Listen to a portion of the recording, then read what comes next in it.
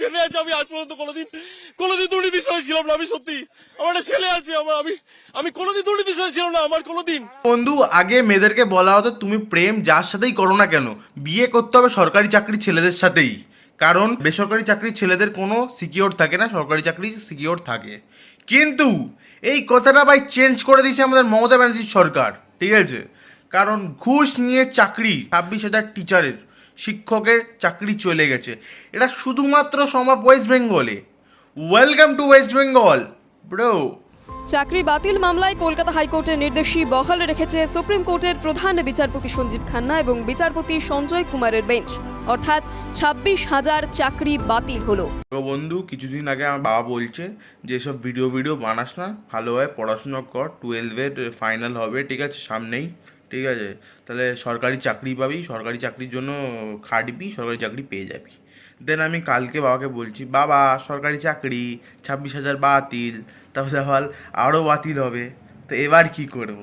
আমার বাবা হেসে বলছে, যা করছিস কর, ভালোভাবে পড়াশোনা কর, আর কিছু বলার নেই, ঠিক আছে? তারপরে দেখো, তোমরা ভাবছো যে 26,000 চাকরি বাতিল দিয়েছে, ঠিক আছে?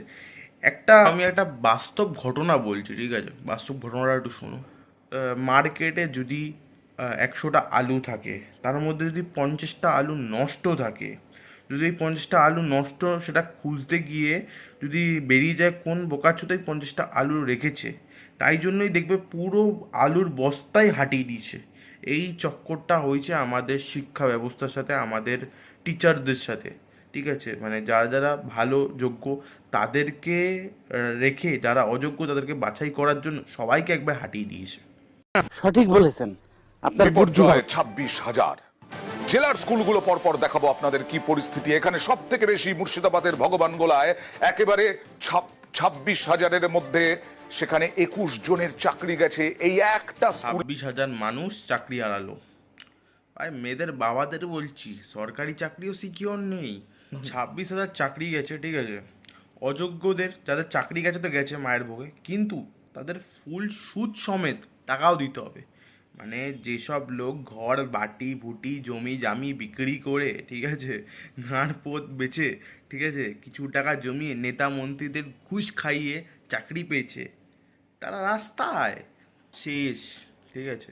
কিন্তু আমার একটা খুব বড় প্রশ্ন, ঠিক আছে, মন থেকে, এরা ঘুষ টুস দিয়েছিল এই জন্য এর শাস্তি হচ্ছে, ভালো কথা, কিন্তু যারা ঘুষ নিয়েছিল তাদের কি হবে? যেমন কিছুজন রাম রাম করে কেটে পড়েছে, আর যারা আছে তারা বড় মানুষ, ঠিক আছে, তাদের অনেক ব্যাপার স্যাপার, তাদের কি আর ধরতে পাবে? তোমরা গরিব গুদমারানি বেটাগুলো পোদ মারাও। তো যারা আমার সঙ্গে বছরের পর বছর দেওয়াল লিখন করলো, যারা বছরের পর বছর মিছিলে হাঁটলো, যারা বছরের পর বছর আমার সঙ্গে খালি দিদির মুখের দিকে তাকিয়ে দিদির ছবি নিয়ে যারা বাড়ি বাড়ি গিয়ে বললো যে অমুক এমএলএ ব্রাত্য বসুকে ভোট দিন, জোড়াফুল চিহ্নে ভোট দিন, তা চাকরি তো আমি তাদের একমত। যেই ছেলেটি সারা জীবন আমার মারা চুষেছে, আমার সাথে পদে পদে লেগে সব জায়গায় গেছে, যেখানে বলেছি সেখানে পদ মারতে মারতে চলে গেছে, আমি তাকে না দিয়ে একটা যোগ্য ছেলেকে দেবো চাকরি? সালা 5 পাসের সার্টিফিকেট নেই, এই গান্ডুগুলোও নাকি আবার শিক্ষামন্ত্রী। বাবা চোদা, আমি ওই ছেলেটাকে চাকরি দেবো যে সারাদিন বই মাথায় লাগিয়ে পদে পদে বই নিয়ে ঘুরে বেরিয়ে এত ভালো পড়াশোনা করেছে, গোল্ড মেডেলিস্ট হয়েছে, ভালো মানে খুব ভালো পড়াশোনা করেছে, আমি তাকে দেবো? না যে আমার পার্টির ওপর ভোট দেয় আমার সাথে সারাদিন ঘুরে তাকে দেবো? লড়া আমার ভাড়া, যে আমাকে দেখবে তাকেই আমি দেবো। পাগল চোদা। এবং আমি বলছি আবার দেবো, আমার পার্টির ছেলেকেই দেবো, আমার ন্যায্য কোটার চাকরি আমার দলের ছেলেদের দেবো। কার কি বলার আছে? আমার আইনি চাকরি আমি কাকে দেবো বা না। পশ্চিমবঙ্গে উপরে বাড়তে গেলে বা উপরে চড়তে গেলে একটাই কথা মানতে লাগবে, যত নেবে মুখে বাড়া ততই উপরওয়ালা দেবে তোমার সাড়া। আমার ইমোশনাল আউটবার্সটা হয়তো খুব বেশি হবে, কারণ আমার বাবা মা আমার উপর ডিপেন্ডেন্ট। আমি ইউনিভার্সিটি টপার, আমি রবীন্দ্রভারতী ইউনিভার্সিটি থেকে মাস্টার্স কমপ্লিট করেছি। আমি স্নাতক স্তরে আমি ইউনিভার্সিটি টপার, আমি ফার্স্ট ক্লাস ফার্স্ট, আমি গভর্নরের কাছ থেকে গোল্ড মেডেল নিয়েছি। Gold medal? দেখুন, বস্তার ভেতর আপনি মানে আপনাদের যাদের দেখছো, ঠিক আছে, যাদের 5 পাসের সার্টিফিকেটও নেই, তাদের কাছে আপনি ভাই অশিক্ষিত, ঠিক আছে, এইসব ছাড়ুন। একটাই কথা আছে, Bengal means business. Bengal means business. হাইকোর্টের রায় বহাল সুপ্রিম কোর্টে, চাকরি গেল সকলের, যোগ্য অযোগ্য সকলেই চাকরি হার। দেখো শুনতে কেমন মজা মজা লাগছে না, যোগ্য অযোগ্য, ভাই রাজ্যটাই পুরো অযোগ্যের হাতে, ঠিক আছে, যেখানে কোনো শাস্তি পায় না। তোমরা তো ভুলেই গেছো সেই দিদির ঘটনা, তোমরা তো সব সন্দেশখালিও ভুলে গেছো, আরজিকালের কেসটাও ভুলে গেছো, চাকরিও ভুলে যাবে। তারপর কিছু কিছু নেতা মন্ত্রী, ঠিক আছে, লুটে পুটে পুরো খেয়ে দে এখন রাম রাম করছে, ঠিক আছে, রাম রাম করতে করতে চলে গেছে অন্য পার্টিতে। ভাই দেখো, পোত মারা সাধারণ মানুষেরই যায়, ঠিক আছে, আমরা গরিব মানুষ, আমাদেরই পোতটা মারা যাবে, আর কি করা যাবে। সো আপনাদের একটাই কথা বলবো, বেঙ্গল মিন্স বিজনেস। ব্যবসা করুন, ব্যবসা, বিজনেস। হ্যাঁ আপনি শিক্ষিত, আপনি অনেক দূর পড়াশোনা করেছেন, নিজের বয়সের অর্ধেকটাই পড়াশোনার উপর লাগিয়ে দিয়েছেন, ঠিক আছে, অনেক ডিগ্রি টিগ্রি করেছেন, MA BA BCom যাই করুক না কেন, তবে পুরো লাভ আছে। Bengali means business. That what we want. Because our Chief Minister Mamta Begum wants that. Bengal means business.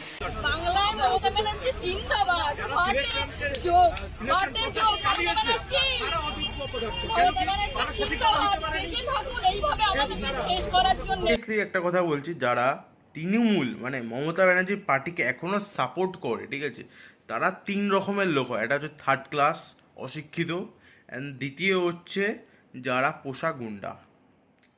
চাপ নিও না, কিছুদিন পর দেখবে লক্ষ্মী ভাণ্ডার বাড়ি দেয় 1500, ঠিক আছে, সবাই ভুলে যাবে।